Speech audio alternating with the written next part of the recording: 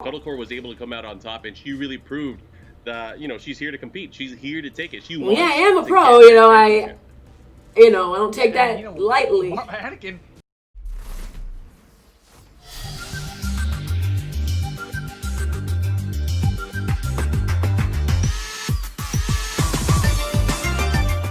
Hi everyone. So, something new I thought I could start doing.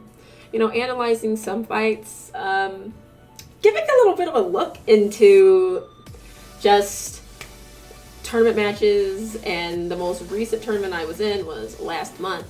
It's a WSOE tournament for Tekken 7. A lot of really good players on the East Coast side. This was for the top 8. It was super fun, so I'm going to go through all of my matches for the top 8.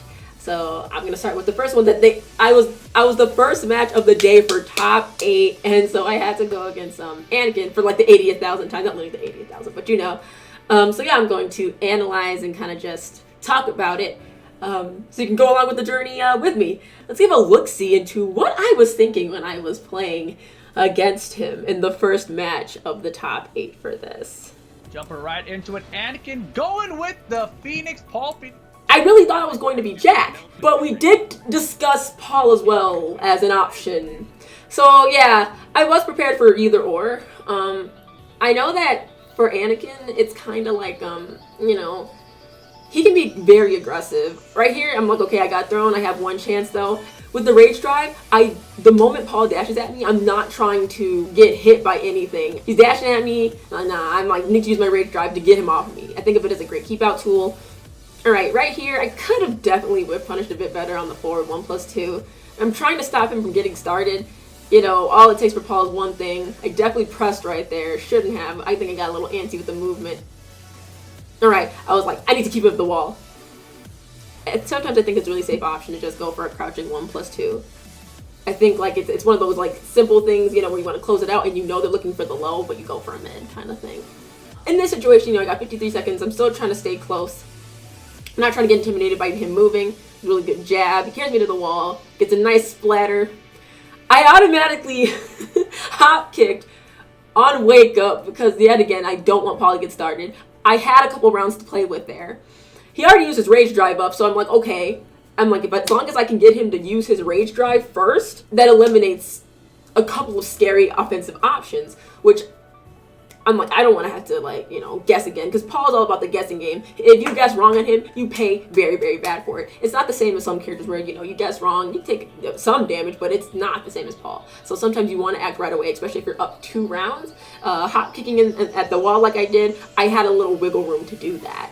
So yeah, like I said, you don't want Paul to get started, so when you have some sort of keep off me tool, get off me tool, use it. I definitely think so.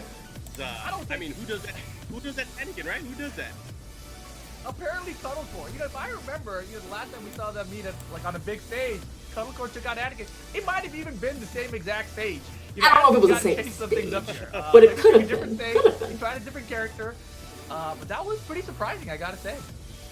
It was very one-sided, and with the fear of just fighting against Paul Phoenix, you would think he'd maybe have an advantage. He had some big counter hits here or there, but the thing is, he was not able to close it out. Cuddle closed it out. Yeah, I really kept on trying to make sure he didn't get started or close anything out, because all it takes, like I said, is one thing for Paul. Cuddle was able to come out on top, and she really proved that she's here to compete. She's here to take it. Yeah, I am a pro. I don't take that lightly. Anakin, he was your pick already, and to see him lose this quickly, this badly. You're right. Why are you laughing? Nah.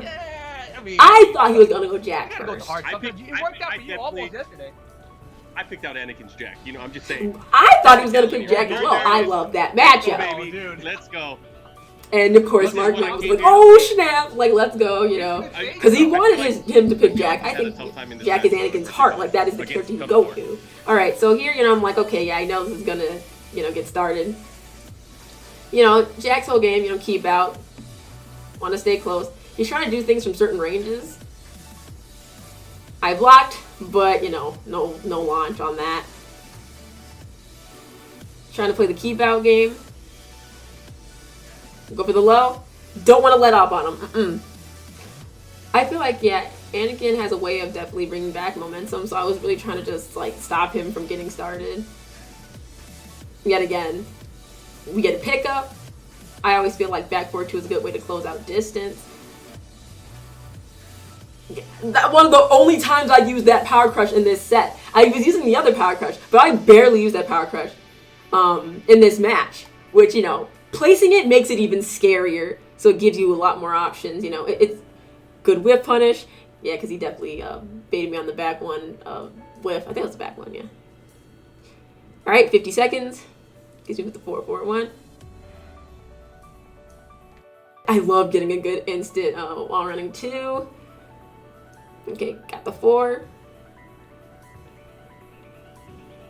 And he's trying to get a little bit started here. You know, and then he runs forward. Okay. Anybody's game at this point. You know, I'm literally just waiting. Like, the thing is, I don't want to be I didn't want to be afraid to do certain things. You know, Alisa shoe shine is really good. And you know, you gotta go for those things. You gotta go for them. Can't show intimidation in that sense, so I definitely didn't want to. And when people get opened up with that move, it leaves a whole, like, section open for you to, you know, create that offense. And yeah, and she can also go on a chainsaw from it, so, you know, just really good options to use there.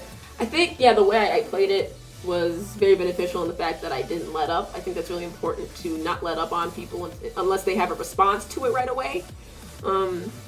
You don't have to. If you see that they don't have a full answer to it, you don't have to let up. And then when they do, you start adjusting as necessary. But I personally love the Alisa Jack matchup. The Alisa Paul matchup is very interesting as well. But it has a different kind of tone and pace, in my opinion, which you all will see later in the series that I'm doing for this particular tournament. So let's check out the end commentary for this.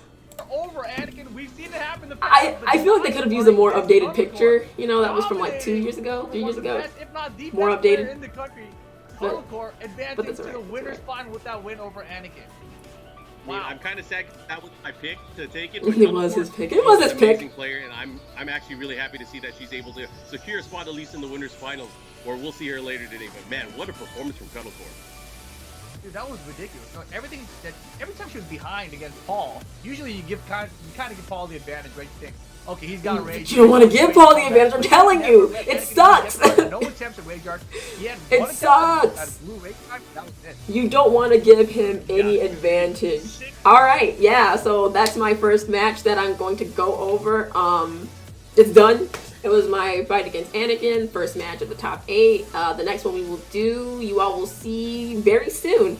Hope you all like my bit of an analysis. I know it was a little short this time. I'll have more on the next video, but thank you so much. Thanks, guys.